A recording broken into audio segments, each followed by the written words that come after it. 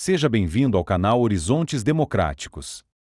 Exclusão da CADE. Vogal da CNE afirma que não há nenhuma irregularidade.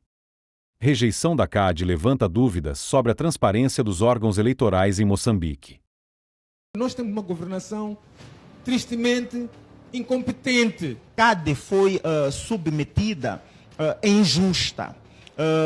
E o posicionamento que eu e vários outros analistas que defendem a transparência, imparcialidade e justiça eleitoral temos defendido veio a se confirmar com um dos vogais do próprio CNE, o Salomão Moiana, que defende que qualquer tipo de impugnação deve ser feita dentro dos prazos de aquisição.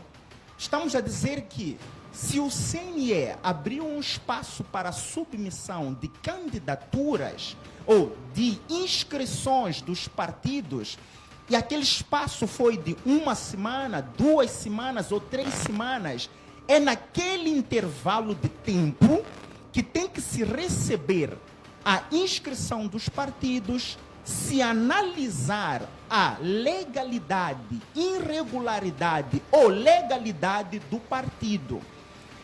Passado aquele período, e ainda refriso, foi aprovada a CADE e ainda publicada no BR, não há espaço, manobra de tempo de vir agora e impugnar a CADE. Até porque a própria publicação no Boletim da República ainda não foi revogada. O espaço progressivo que foi aberto agora foi de submissão de candidaturas. Então, temos 2 espaços, que é submissão de inscrição, que foi ultrapassado, que é onde se analisa a legalidade do partido.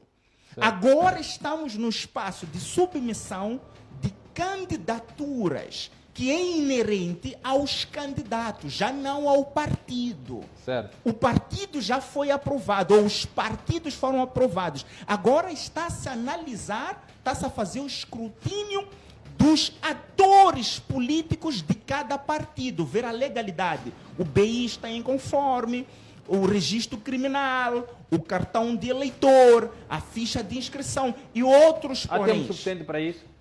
Já foi feito. Já. Este período também... De uma forma correta?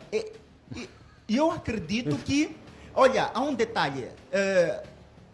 Muitas das vezes, ainda que a gente diga que foi da forma correta, usa-se muito o correto e a lei para se fazer ilegalidades. Certo. Foi feito o processo de análise dos candidatos, mas foi um pente fino. Por isso que, se for a fazer uma retrospectiva, foram 43 partidos que fizeram inscrição. Mas se formos a fazer uma análise a nível nacional dos partidos que conseguiram submeter candidatura, em cada província são 4, 5, 6. 4, 5, 6. Em Maputo, me parece que são por volta de 11 partidos. A pergunta que nos quer calar é: e os restantes partidos, por que é que não conseguiram submeter a candidatura? É por causa desse escrutínio na base da lei para se fazer ilegalidades.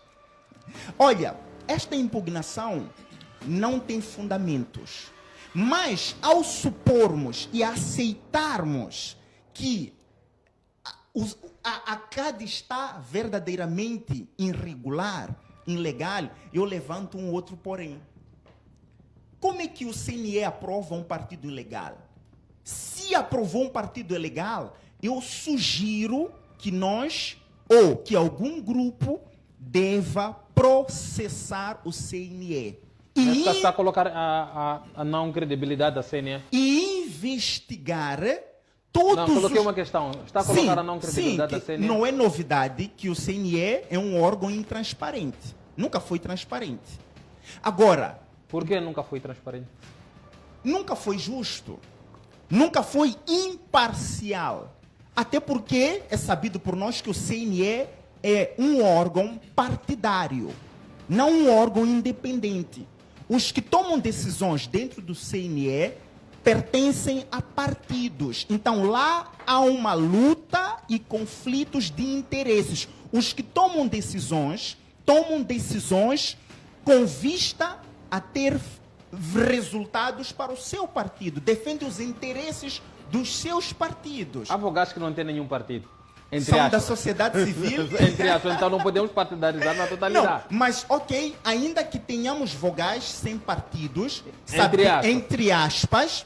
mas em todos estes órgãos, CNE, Conselho Constitucional, STAI, temos 3 partidos, a Frelimo, a Renamo e o MDM. A Frelimo em todos eles é maioria absoluta.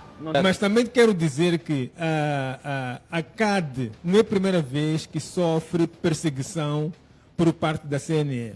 Eu quero recordar aqui que a doutora Maria Aníssima Bote foi interdita de concorrer através de uma senha de fila. Marcou-se fila, coisa que nunca tinha acontecido na CNE em 2019. Por quê? Porque sempre que a CAD traz um candidato, é um candidato de renome, é um candidato capaz de pôr em xeque-mate o candidato da Frelimo. E eu quero dizer aqui, com toda a segurança, de que quando era analista residente de uma das televisões daqui da cidade, não importa dizer qual é, tinha um colega chamado Julião Cumbana. Ele afirmou de que foi ele pessoalmente que foi dizer ao presidente News, enquanto candidato naquele ano, de que tinha que ter muito cuidado com a Aníssima Bote, porque ia lhe fazer coisas desagradáveis. Não posso pôr aqui o termo por respeito à sociedade. Muito bem, a gente agradece. Exatamente. É um horário Então, e foi nesta base que Sua Excelência o presidente da Frelimo, então candidato, Filipe News, orientou os membros, seus membros da CNE, para fazerem de tudo para impedir a corrida de Maria Aníssima Bote. E foi o que aconteceu. Desta vez, repete-se a história, porque Venâncio Mondlane é um candidato fortíssimo, e eu acredito mais forte que a sua mãe política, que é a doutora Maria Aníssima Bote, que apoiou Venâncio em 2013 nas eleições autárquicas da cidade de Maputo, tendo-lhe facultado exatamente o seu escritório para poder ser a base de luta de Venâncio Mondlane, e mais $2.000 na altura, até agora é muito dinheiro, não é? É muito dinheiro, para poder ajudar o Venâncio. Exatamente. E o que acontece de fato é que nós estamos cientes de que sempre que concorremos, algum olho grosso está atrás de nós. E quando verificam de que o candidato é forte, então há problemas. Em 2018, a CAD concorreu às eleições autárquicas sem problemas. Mas em 2019 foi impedida de concorrer através da senha, como eu disse. Este ano, 2023, a CAD concorreu às eleições autárquicas sem problemas. Mas agora, nas eleições gerais, como souberam de que temos Venâncio Mondlane, então impediram-nos de concorrer. A quem beneficia a não concorrência? Bom, a não concorrência da CAD neste momento, porque a CAD iria mexer com todo o panorama político nacional, os 3 partidos parlamentares têm interesses. Eu ouvi aqui há dias o presidente do MDM a criticar fortemente o seu próprio vogal, não é? Mas também a criticar severamente a CNE, acusando-a de falta de transparência e de uma fraude devidamente preparada, que é verdade, mas os seus dizeres foram extemporâneos, porque antes do seu vogal ter assinado a deliberação, devia ter falado com os seus superiores para saber qual era a orientação existente no assunto. Mas Lutero Simango afirmou de que o seu vogal não assinou, mas daquilo que nós sabemos através de informações que vieram do porta-voz, não do porta-voz, sim, do Coisa Cuinica, que dizia que tinha sido uma deliberação em concordância absoluta, não é? Total, foi. E que depois apareceu Salomão Munhana a dizer que não, ele não assinou a deliberação, e hoje ouvimos o presidente do MDM a dizer que também o seu vogal não assinou. Claramente mostra que alguma falácia está a acontecer dentro da própria CNE. Se nós tivéssemos uma procuradoria transparente, uma procuradoria que é pela lei, alguma coisa devia ser feita dentro da CNE. Já devia estar a correr alguma investigação. Agora, a esperança que nós temos é que o Conselho Constitucional vai, de fato, analisar na base legal, seguindo cuidadosamente os trâmites legais e também as provas documentais que foram apresentadas. Estou a falar daqui do edital apresentado, que anda já nas redes sociais, e também do próprio BR, que o Conselho Constitucional certamente tem em posse. Agora, se me perguntar o que é que está a acontecer, eu vou dizer uma coisa, e sempre repito, a falta de honestidade e justiça naquele corpo todo, por causa de questões estomacais. A CAD vai mexer com a CNE, vai mexer com o STAI e vai mexer também com o Conselho Constitucional. Por quê? Porque essas instituições são montadas na base de proporcionalidade representativa através dos seus membros, do número dos seus membros no Parlamento moçambicano, que está na Assembleia da República. E os membros da CNE têm consciência disso.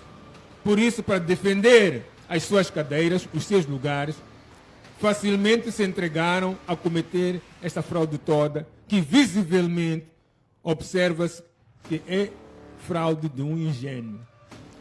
E sendo ingênuos, eles não têm receio porque julgam que têm costas quentes. Aquele que de lei devia julgá-los e condená-los está do seu lado.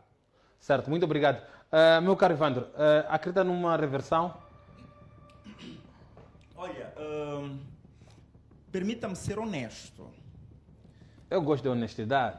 Diante do cenário atual que estas instituições nos habituaram, é muito difícil acreditar numa reversão. Eu insisto e eu disse que estes órgãos, estas instituições, não são transparentes. Haveria uma reversão se houvesse aquilo que nós, como partido Podemos, defendemos, que é uma independência destas instituições, destes órgãos que gerem o processo eleitoral. Estes órgãos não deveriam ser partidários. Nós estamos em uma disputa de poder e ninguém abre mão do poder. Seria ingenuidade política acreditar que os que estão no poder nestes órgãos irão deliberadamente entregar o poder porque o fulano de X ou o partido X merece ou tem razão. Mas se estas instituições fossem independentes, por exemplo, nós como Partido Podemos temos um projeto no qual os órgãos eleitorais deveriam pertencer aos tribunais, ao Conselho Constitucional, ao poder jurídico.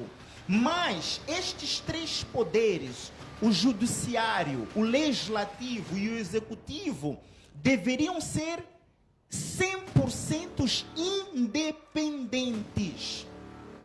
Interdependentes, mas independentes, aonde não se sujeitariam ao poder executivo, porque sabemos que o poder executivo é o poder político.